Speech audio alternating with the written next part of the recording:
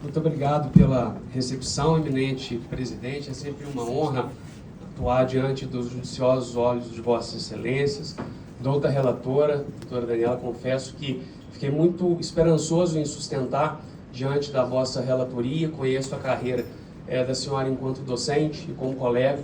Fico muito honrado em atuar diante de Vossa Excelência. Desembargador Nelson Messias dispensa comentários, Sua Excelência, como um dos maiores nomes do Tribunal de Justiça, não só do Tribunal de Justiça Mineiro, mas como da magistratura, meus cumprimentos. Excelências, cuida-se de habeas corpus, visando trancar a ação penal de origem, e a defesa aqui vai ousar na estratégia e não, como habitual, trazer a análise do princípio da presunção de inocência. Ao contrário, a defesa vem aqui falar, com os cumprimentos também ao Ministério Público, do princípio indúbio pro societá. Excelências, na ação penal de origem houve denúncia em face de um policial civil e em face da paciente. Qual era o caso?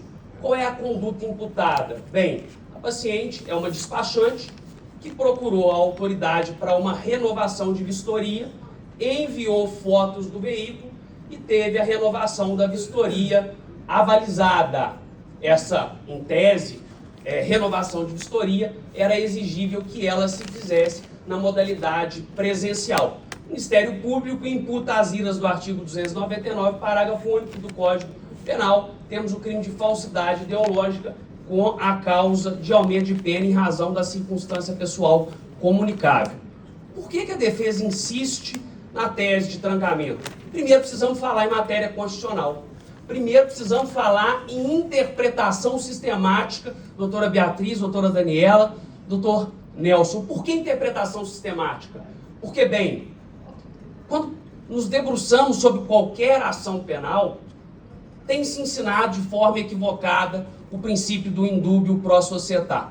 Se nós perguntarmos a grande parte dos estudantes ou operadores do direito a definição do princípio indúbio pro societá, muitos dirão que o princípio indúbio pro societá é que no início da persecutio criminis, na dúvida, se denuncia. O Ministério Público pode falar muito melhor que eu.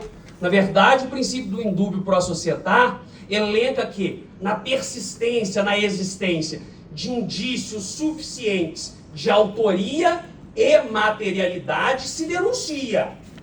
E não simplesmente, na dúvida, se denuncia. E remeto ao vernáculo dizendo: indícios suficientes, grita a nós, operadores do direito, que o processo penal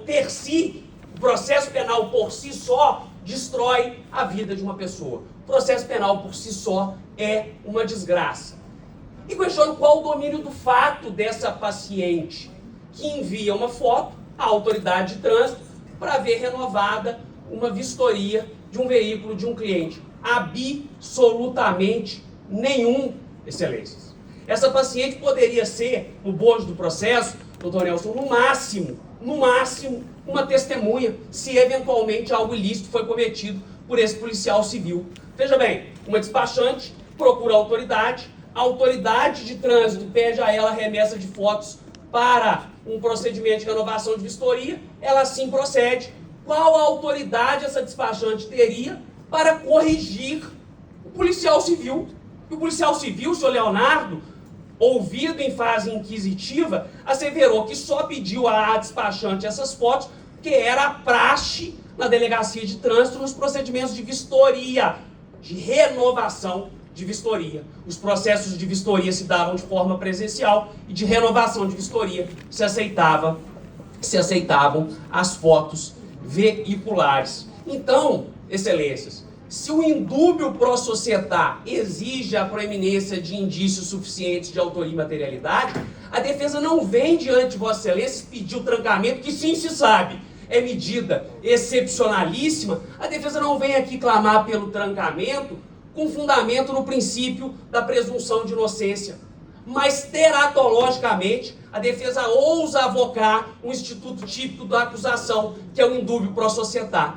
Então, caminhando ao passo conclusivo, eu lhes digo sem sombra de dúvida, se a ação penal deve ser trancada com fundamento no princípio do indúbio pro societá, quiçá na garantia constitucional da presunção de inocência. Com essas breves considerações, eu cumprimento novamente a todos os presentes, peço desculpa, no início da sustentação não cumprimentei meus pares, senhores advogados e advogadas, sintam-se nominados na pessoa da doutora Suelen Silva Pereira Viol, minha esposa que aqui me acompanha, e com muito respeito e acatamento, peço à doutora Daniela, doutora Beatriz, doutor Nelson, a concessão da ordem para o trancamento da ação penal de origem. Com respeito e acatamento, excelências, é o que requeiro.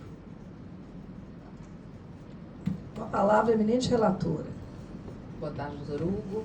Presidente, após a sustentação, vou pedir vista dos autos. Perfeito. Eu quero também parabenizar o doutor advogado pelo brilhantismo da sustentação. Resultado, pediu vista a relatora após sustentação oral. Chama julgamento, o número é 3.